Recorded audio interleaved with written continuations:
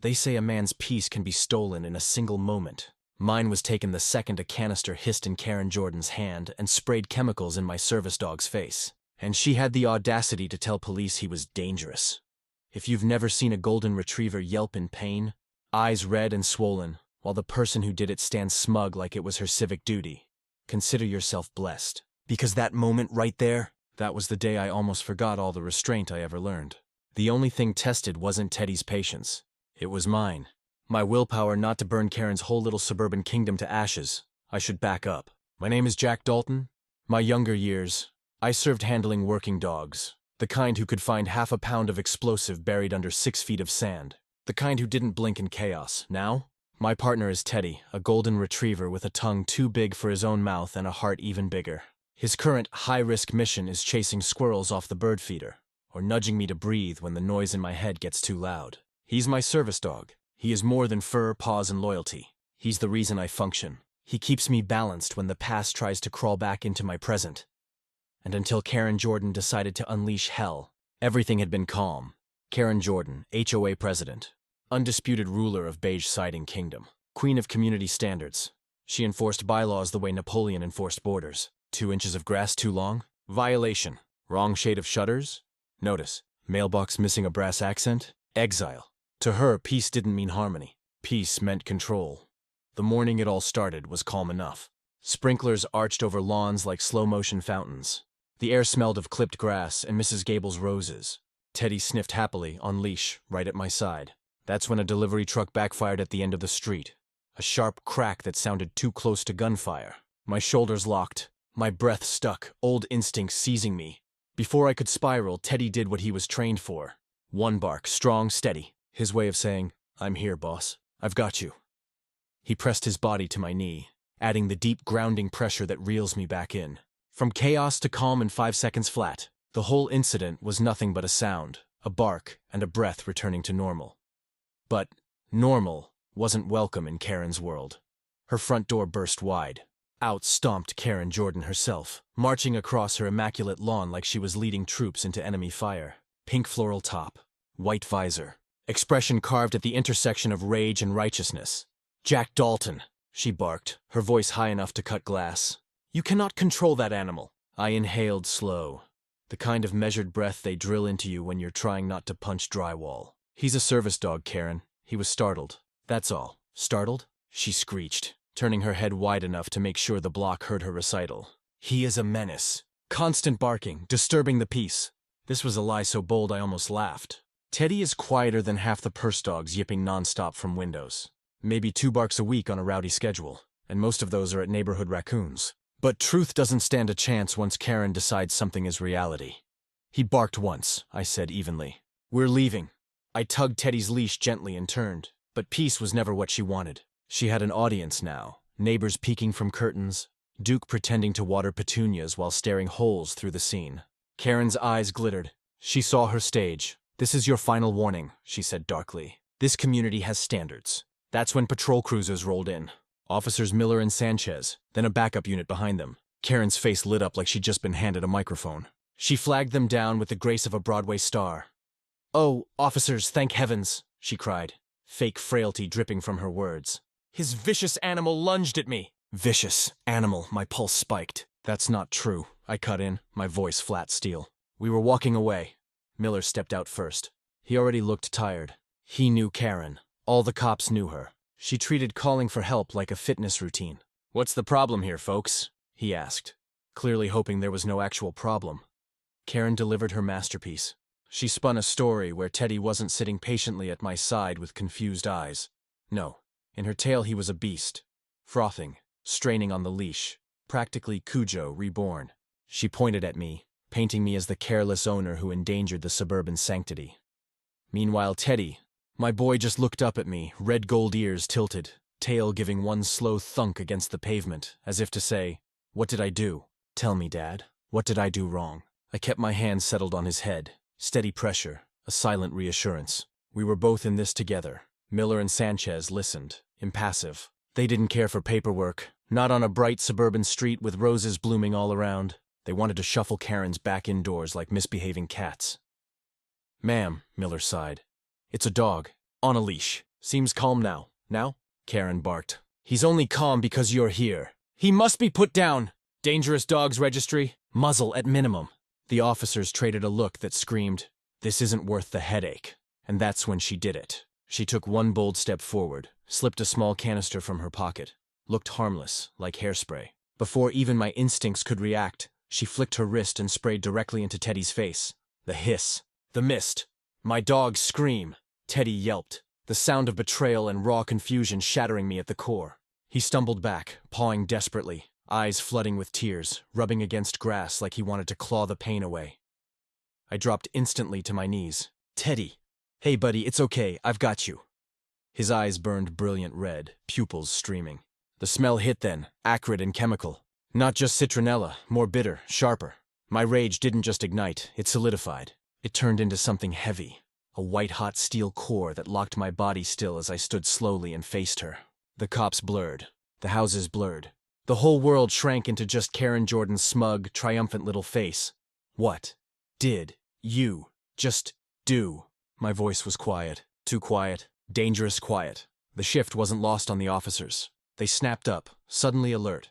They'd seen that tone before in other men, in other places. I was defending myself, Karen said sweetly, canister still in her hand.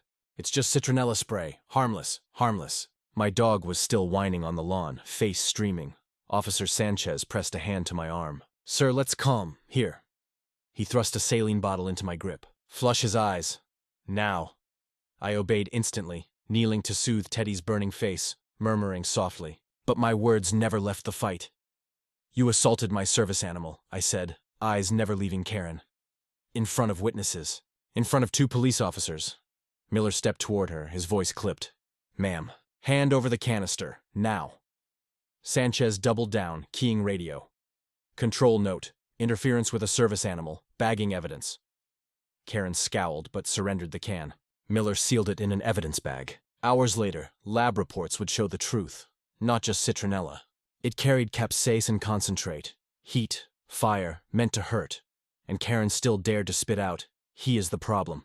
I am the victim. I raised my phone. Photo of her. Photo of officers. Photo of my dog, face red and streaming. Documentation was power, and my mind was already shifting from rage to strategy. She'd played her move in public in front of the system? Fine. Then my battlefield wouldn't be the curb. It would be paper. It would be record. The cops wrapped up the incident like it was nothing bigger than a fender bender. Stats on a clipboard. Take your dog inside. Use a different route next time, Miller muttered. Animal control's got jurisdiction. We'll forward the file. They didn't see a crime. They saw a spat. But I knew what it was. A declaration of war. By the time I got Teddy home, I was shaking but careful. I flushed his eyes gently over and over, whispering while he leaned into me. He took it like a soldier, silent, confused, but enduring. His soft whimpers were knives through my ribs. Karen called it harmless. I called it assault. That night I researched citronella sprays. Toxic effects, risks of eye injury, long-term trauma. Piece by piece I stacked facts into bricks. Reports filed, photos archived, case built, and when dawn came, the real escalation rolled up the street. A white county van, seal on the side, brakes squealing to a stop outside my house. Animal control.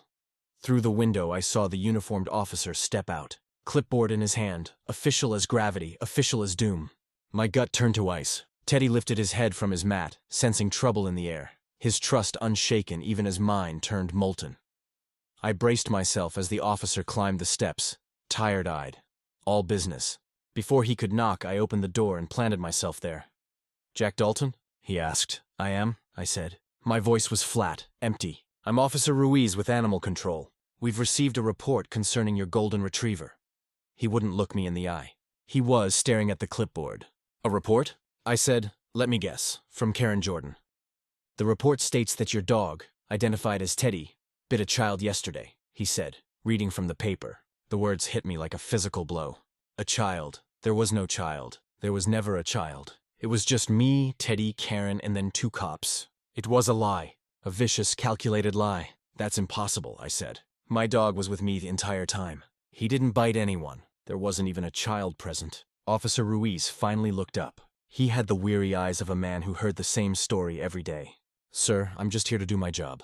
We have a sworn statement from a witness. A witness? My mind raced. Who would leave for her? Neighbor Duke, one of her little HOA cronies.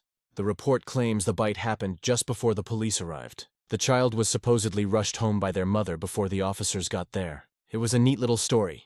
A story designed to be impossible to disprove on the spot. It explained why the cops didn't see anything. It created a ghost, a phantom victim. This is a fabrication, I said, my voice shaking with a rage I was struggling to contain. This is retaliation for my HOA president, because she has a grudge against me and my service dog. I understand, sir, Ruiz said, though it was clear he didn't. But procedure is procedure. A bite report involving a child requires mandatory action. Your dog must be quarantined for 10 days. Quarantined where? I asked, dreading the answer. At the county shelter. The shelter? A place of concrete floors, incessant barking, and the smell of fear. A place that would undo years of Teddy's training and shatter his sense of security. It was a death sentence for a dog like him. No, I said. The word was final. He's a task-trained service animal under the ADA. He stays with me. Officer Ruiz sighed. He flipped a page on his clipboard. I can see his rabies vaccination is current and you're a trained handler. That gives you one option. You can quarantine him at home, but there are strict conditions. Hellisted them off. Teddy had to be confined to the house and a securely fenced yard at all times. No walks, no contact with any other animals or people outside the household. And a large bright orange sign which he handed Tome had to be posted on my front door. It read in big black letters, "Dangerous animal, my home, my sanctuary," marked like a plague house. That's not the worst part, Mr. Dalton, he said, his voice softening for the first time. He seemed to finally grasp that I wasn't some reckless owner. He pointed to a line at the bottom of the form. Because of the nature of the accusation, an unprovoked bite on a child, a formal hearing is automatically scheduled. The burden of proof will be on you to demonstrate that your dog is not a danger to the community. My blood ran cold. And if I can't, if the complaint is upheld, he said, looking away again, the standard order is humane euthanasia. There it was, the endgame.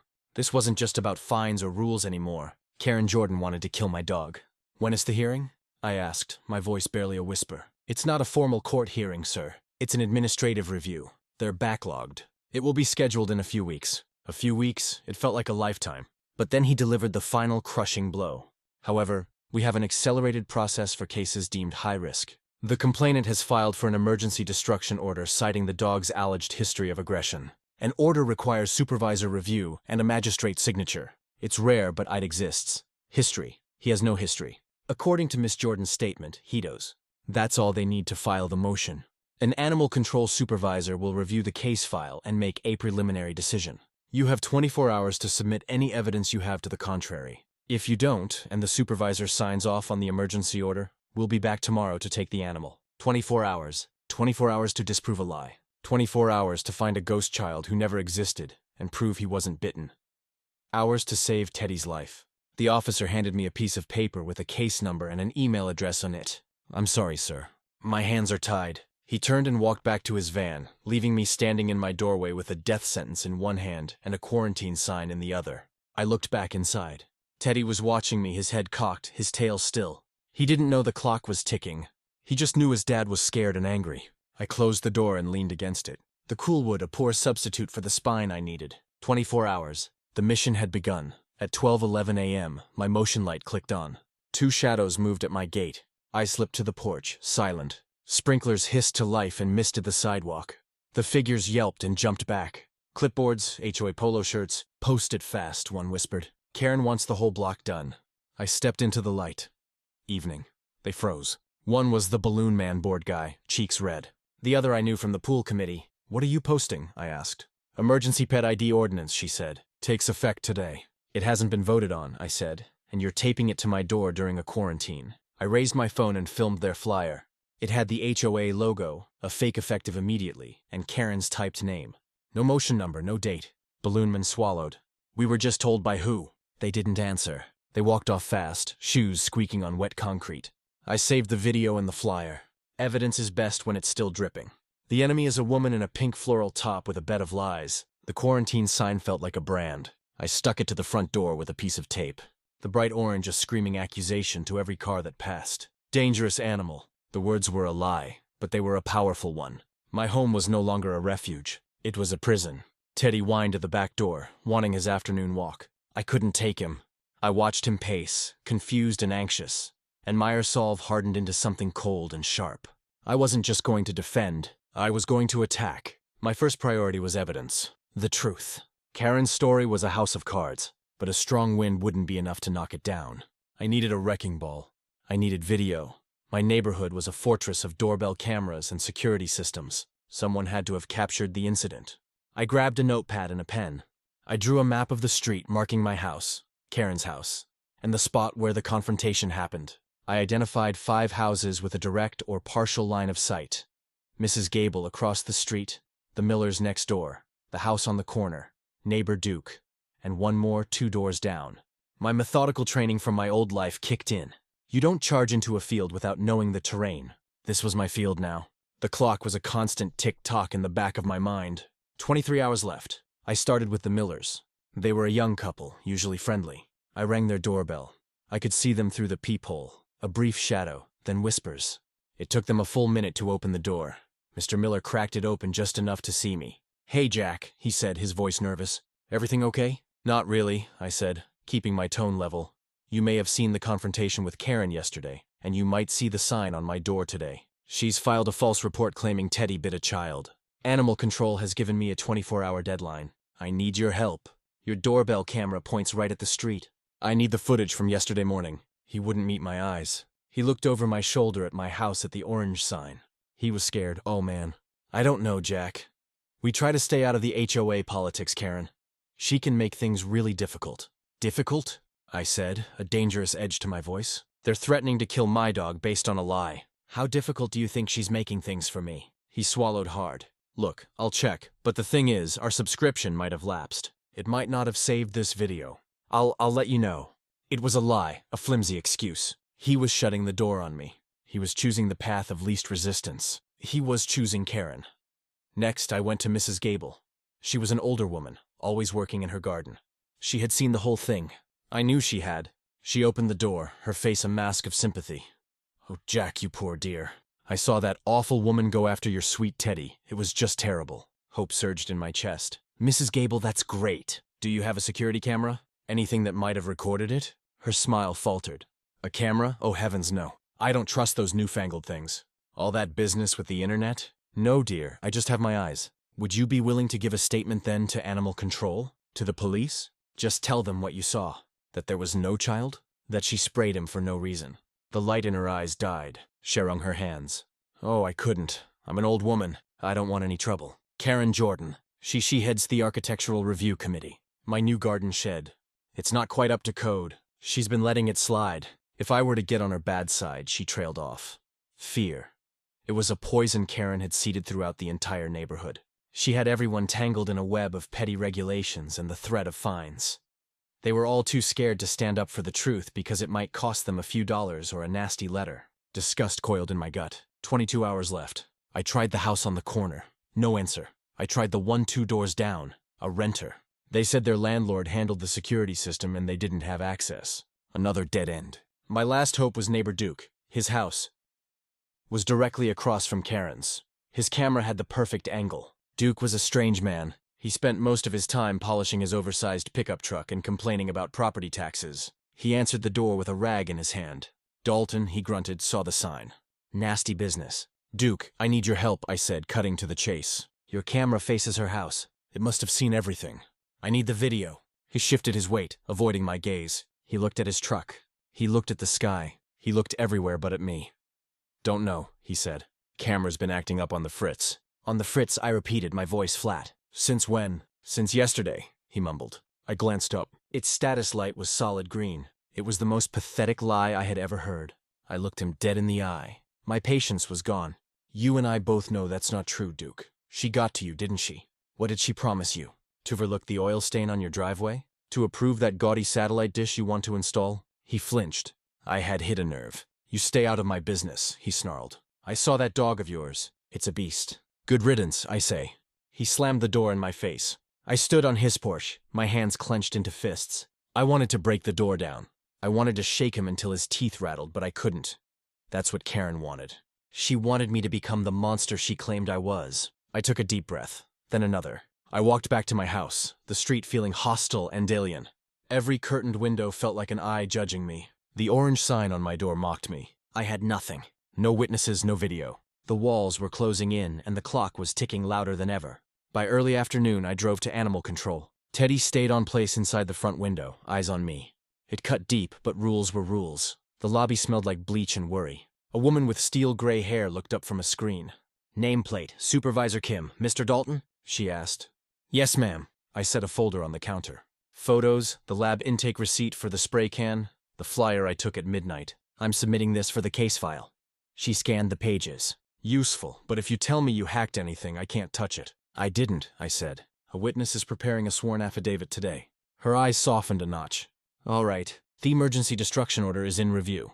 If I get credible counter-evidence by midnight, I can hold it for the magistrate. No promises." "Midnight?" I repeated. She lowered her voice. "And Mr. Dalton, I'm a dog person. I don't like being used by liars." "Me either," I said. We understood each other. I sat at my kitchen table, the silence in the house thick with dread. Teddy rested his head on my knee, his brown eyes full of a trust I felt I was failing. 20 hours left. My phone buzzed. It was an email. The subject line read, "Official notice from the Greenfield Meadows Homeowners Association." My heart hammered against my ribs. I opened it. It was a formal letter plastered with the HOA logo. It was a summary of my violations. It listed failure to control an aggressive animal, creating a public nuisance, and verbally threatening the HOA president. Anotherly stacked on top of the first. Karen wasn't just trying to kill my dog. She was trying to erase me from the neighborhood. The letter detailed the fines. $500 for the aggressive animal charge, $250 for the nuisance complaint, another $500 for the verbal threat, a total of $1,250 due immediately. But that wasn't the worst part. I read the final paragraph and the air left my lungs. Due to the severity, the HOA will seek an injunction, fines, and a lien that could lead to foreclosure for non-payment. Foreclosure. They were aiming to force me out with injunctions, fines, and liens. The home I bought with the money I saved over 20 years of service. The quiet place I had come to heal. It was a coordinated attack, a pincer movement. Animal control was coming for my dog.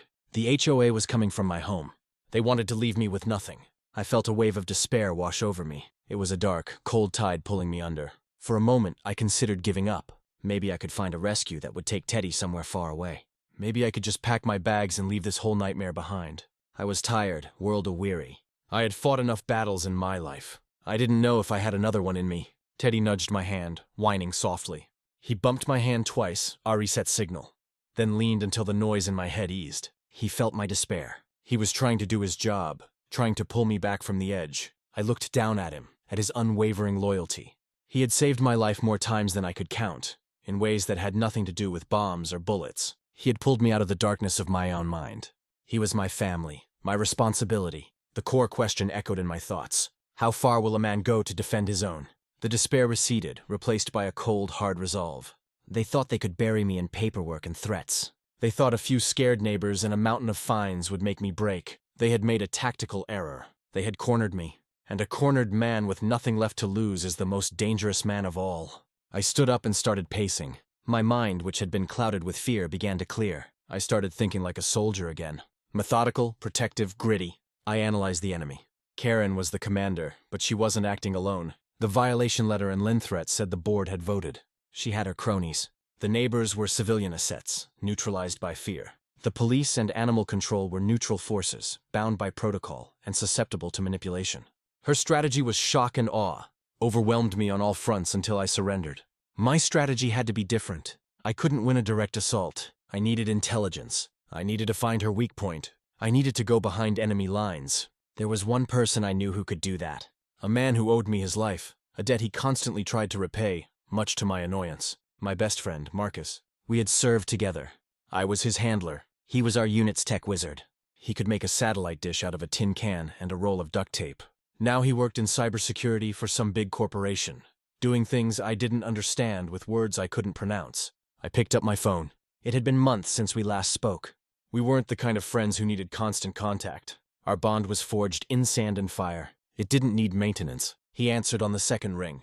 "Dalton, to what do I owe the honor? Did you finally figure out how to use that smartphone? Phone I sent you." His voice was the same, laced with dry sarcasm. "I need your help, Marcus," I said. No preamble. The humor in his voice vanished instantly. "What is it? What's wrong?" I laid it all out. Karen, the spray, the fake bite report, the 24-hour deadline, the eviction notice. I told him everything, my voice a low, steady monotone. I was giving a field report, facts, figures, objectives. When I finished, there was a long silence on the other end of the line. "Jack," he finally said, and his voice was grim. "This woman is a piece of work." "That's an understatement," I replied. "They're trying to kill my dog, Marcus." "No," he said, his voice hardening. "They are not. Not while I'm on watch. What do you need?" "Intel," I said. "This whole thing, the bite report, the emergency order, the immediate HOA action, it's too coordinated. It feels planned. She must have communicated with someone. The witness, the HOA board. There has to be a trail." "An email trail?" Marcus finished for me. "You want me to get into the Greenfield Meadows HOA server? Can you do it?" I asked. I heard the sound of typing. Fast, furious. Their website is a joke built on some cheap template. Security looks like it was designed by a high school intern. "Give me 30 minutes. Marcus, if you get caught, then I'll blame it on the Russians," he quipped. "Just keep your head down. Don't do anything stupid. Don't talk to anyone. Let me work. I'll call you back." He hung up. I was no longer alone. I had air support. The fight was still mine, but I had an eye in the sky. All I could do now was wait. The next 30 minutes were the longest of my life. I cleaned my kitchen. I organized my garage. I did anything to keep my hands busy, to stop my mind from spiraling. Teddy watched me, his head tilting with every move. 19 hours left, tick-tock. My doorbell rang. A short guy in a sun hat stood on my step holding a walkie and a grin. "Name's Marty. I'm 2 streets over. Ham radio nerd. Kaosamartidot." He said the call sign like it was a badge. Heard the rumble. My scanner lit up last night. Whole lot of Karen on the air. I blinked. "You scan the neighborhood. Public bands only." He said fast. "Anyway, you're going to that meeting, right? Internet can mysteriously die around here." He winked. "I've got a battery pack, a hotspot, and a trunk full of cables that would make NASA weep." I couldn't help but smile. "You showing up to a fight with wires, Marty?" "Sir," he said, deadly serious. "I show up to everything with wires." He handed me a card. It had a lightning bolt drawn in Sharpie and his number. "If things go dark, call me. I'll make light." As he left, he whistled from my porch cam. "Smile, Karen," he said to the empty street and ambled off. My phone rang. It was Marcus. "I'm in," he said, his voice tense with excitement. It was pathetic. Their password was Meadows 123. I'm insulted. "What did you find?" I asked, my heart pounding. "Oh, it's a treasure trove, my friend. A cesspool of suburban tyranny. But I found what you're looking for. Sent items from one Karen Jordan. Let's see." I could hear him scrolling. "Okay, here we go. Email sent yesterday, 2 hours after the incident with the cops. It's to her assistant, a woman named Sarah. Listen to this." He cleared his throat and read in a mocking, nasally voice. "Sarah, I need you to draft a complaint to animal control immediately. We will state that Dalton's golden retriever bit a child. Make the child anonymous, a visitor to the neighborhood to avoid any need for actual records. We need to use the emergency protocol. I want that animal gone by the end of the week." My breath hitched. There it was in black and white, a premeditated conspiracy. "There's more," Marcus said. "She sent another one to the HOA board members, all 3 of them. It details her plan. She calls Teddy a legal liability and me an unstable element. She convinced them that my presence was driving down property values. She pre-wrote the violation notices and the eviction letter. The board members all replied with, 'Sounds good, Karen,' or whatever you think is best. They're sheep." The final piece was the witness. "Did she mention who the witness was?" I asked. "Better," Marcus said. The sworn statement to animal control wasn't from a neighbor. It was from her assistant, Sarah. The email chain shows Karen bullying her into signing it, threatening her job over it. She told her, "You work for me, and your job is to handle my problems." This is a problem. Marcus forwarded me the entire email chain.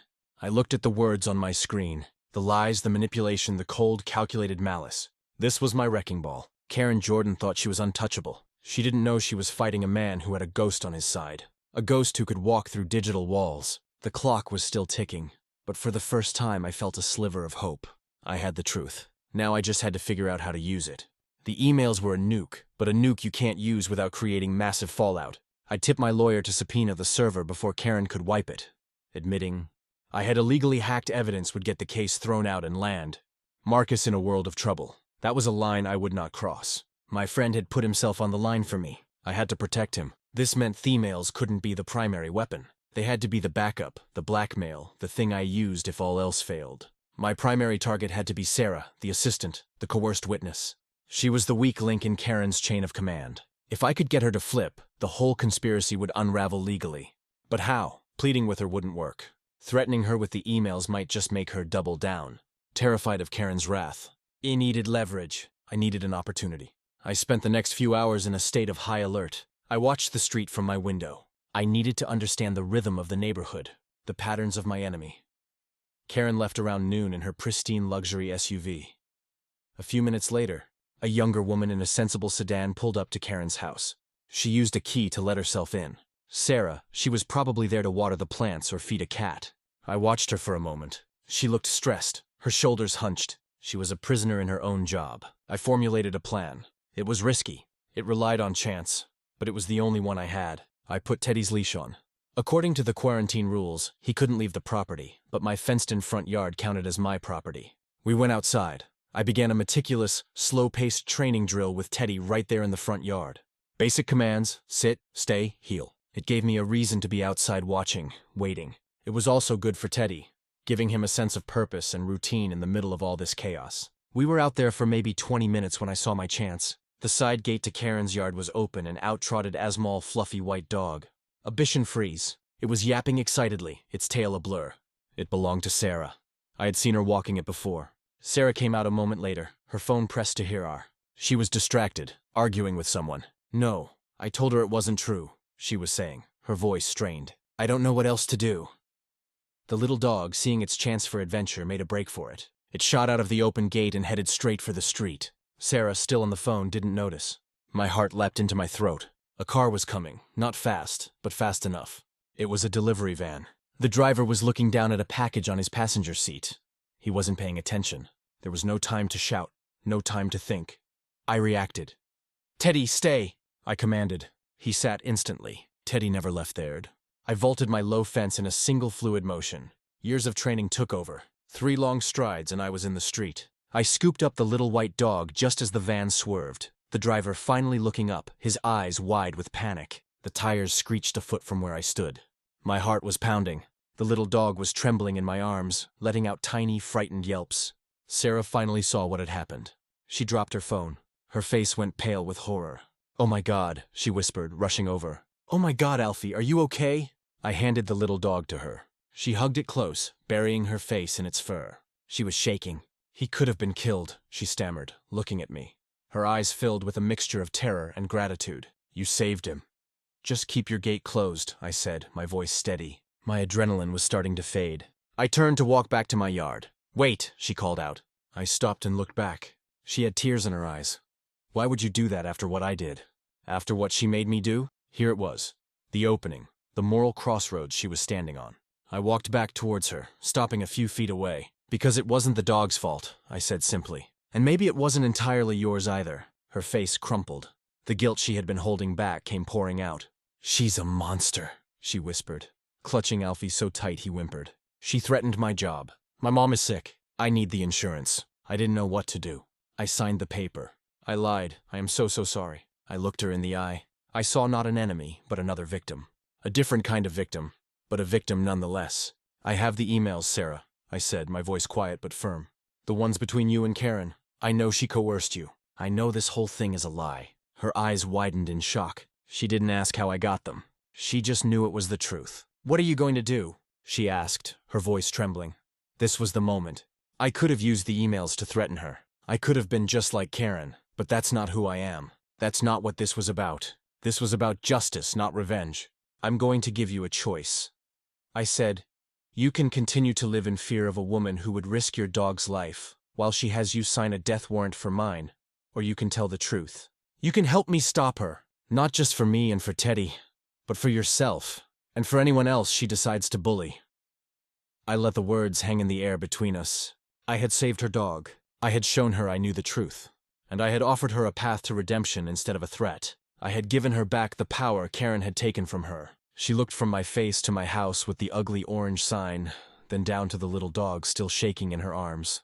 I saw the conflict in her eyes, the war between her fear and her conscience. After a long moment, she took a deep, shuddering breath and nodded. "Okay," she whispered. "What do?"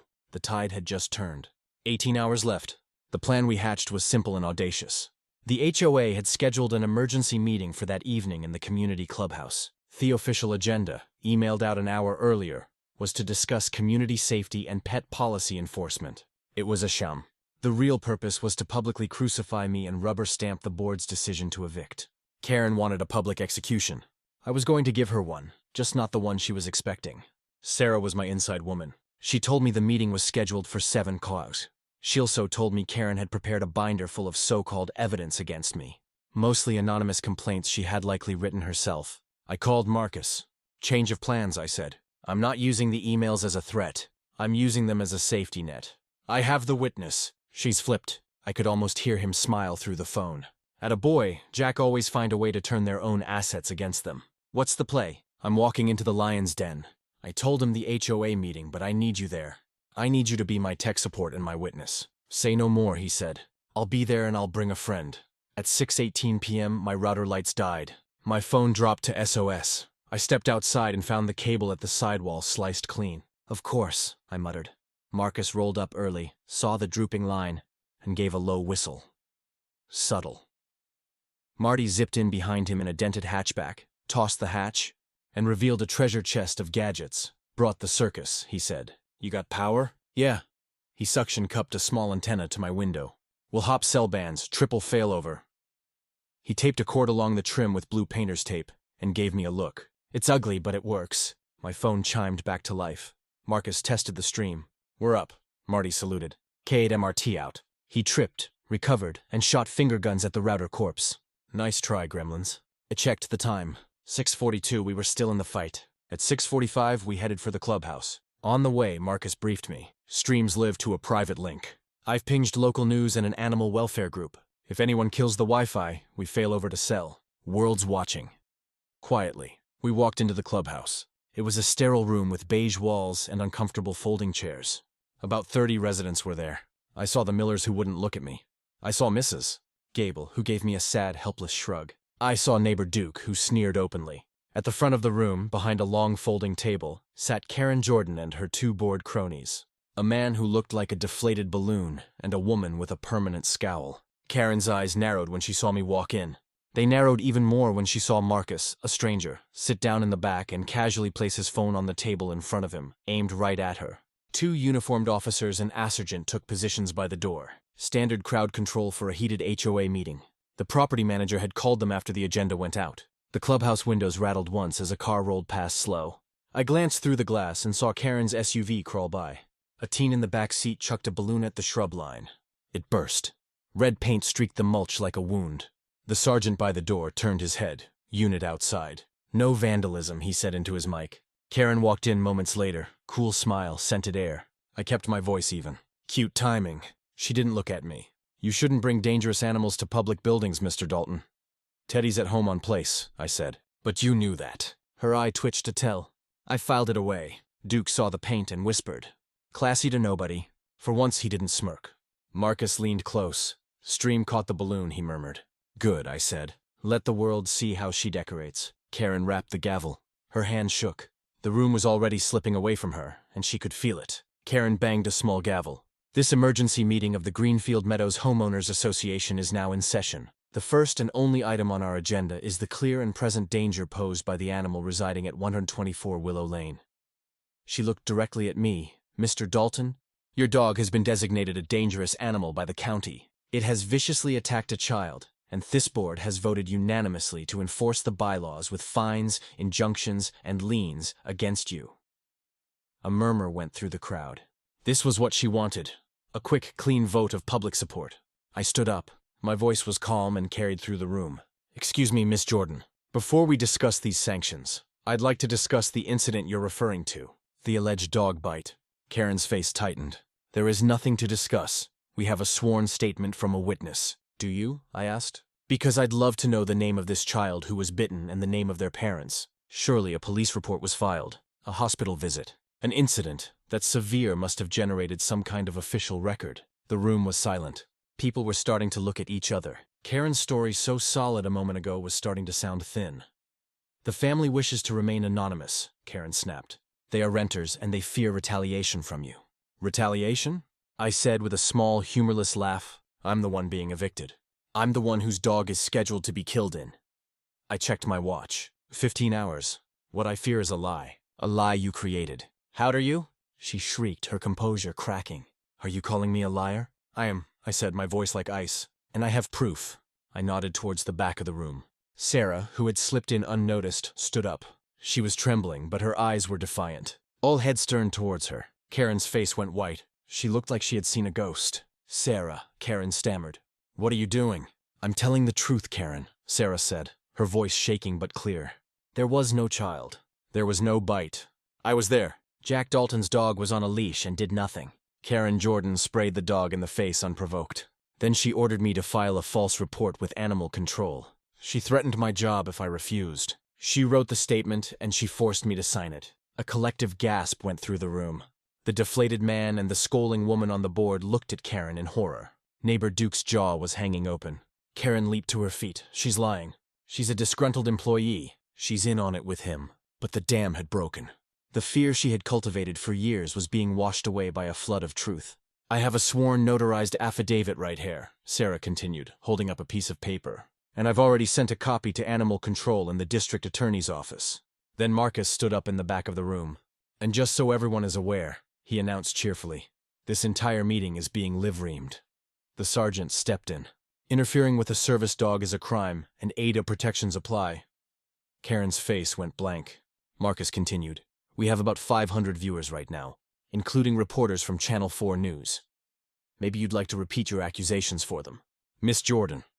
Karen looked at the phone in his hand, the small red light indicating it was recording. She looked at the faces of her neighbors, no longer fearful, but filled with contempt and rage. She looked at me. The trap had sprung. Her face, a mask of righteous indignation moments before, crumbled into pure, unfiltered panic. She grabbed her binder and tried to flee the stage, but Mrs. Gable, a woman she had terrorized over a garden shed, stood up and blocked her path. The meeting had turned into a mutiny. The power had shifted.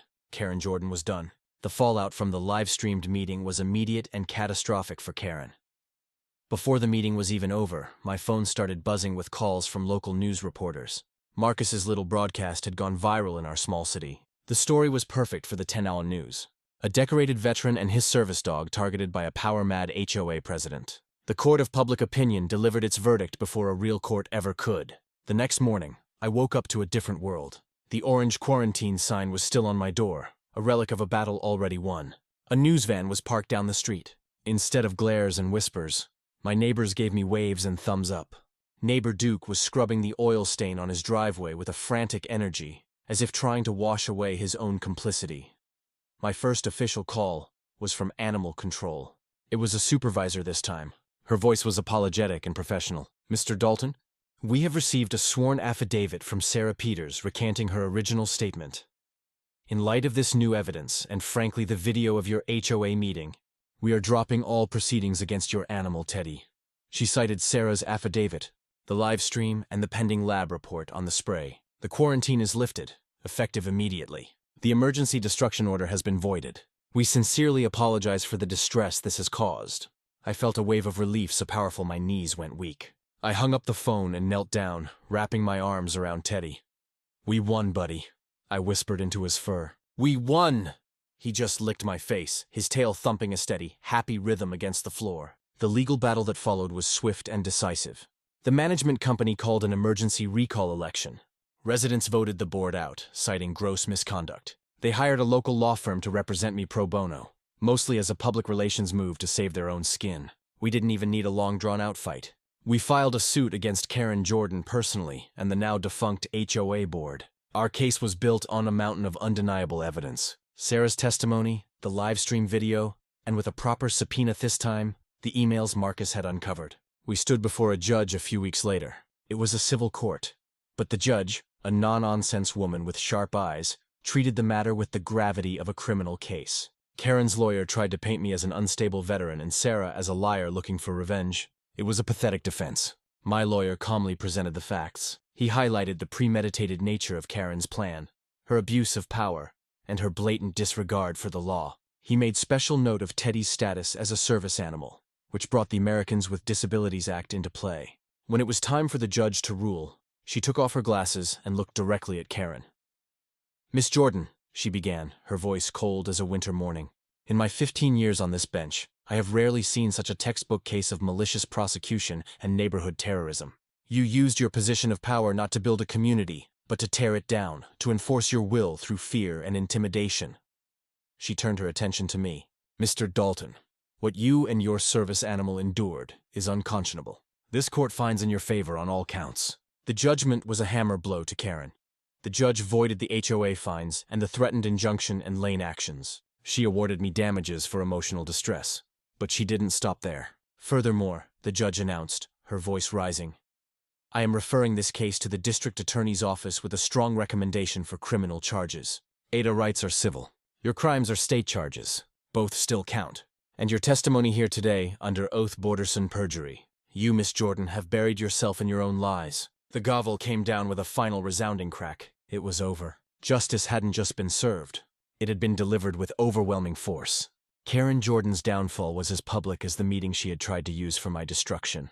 The judge's harsh words made the front page of the local paper. The district attorney, spurred on by the public outcry and the clear-cut evidence, moved quickly. Karen was officially charged with filing a false report to authorities, perjury, and felony animal cruelty for the chemical spray attack. The last I heard, she had sold her house at a loss and moved 2 states away to deal with the mountain of legal bills and the public disgrace. Her name became a cautionary tale in our neighborhood, a synonym for the abuse of petty power. The 2 board members who had enabled her were forced to resign and issue a public apology. They were lucky to escape charges themselves. The old HOA was dissolved and a new one was formed, this time with a board elected by residents who were now fiercely protective of their rights and deeply suspicious of anyone who loved rules a little too much. The first act of the new board was to issue a formal written apology to me and to pay the damages awarded by the court. They also made a sizable donation in Teddy's name to a local veteran service dog organization. Sarah, the assistant, found a new job almost immediately. She had become something of a local hero. She had stood up to a bully, and our community respected her for it. She and I became unlikely friends. We'd often see each other when she was walking Alfie, and we'd stop and chat. We were bound by the strange, stressful war we had survived together. My life slid back into a quiet rhythm, but a different quiet. Not the fragile kind, the earned kind. The fear Karen planted was gone. Neighbors waved more. People talked on the sidewalks. Even Duke came by with a plate of cookies, mumbling that he'd been wrong and Teddy was a heck of a dog. I took the cookies. I was done carrying grudges. I'd carry Teddy's leash instead. The community wasn't done either. They said an apology and a donation weren't enough. They wanted to honor the dog who pulled us together. At the town council meeting, I sat with Teddy at my feet and listened. Mrs. Gable, the Millers, folks I barely knew. They didn't just praise a dog. They talked about what he stood for. Loyalty, courage, steady work done in silence. They said he saved a street from fear and saved his handler from the dark. A week later, we gathered at the small park at the end of our block. The mayor came. News cameras came too, but the mood was light this time. The mayor spoke, then bent and slipped a ribbon over Teddy's neck.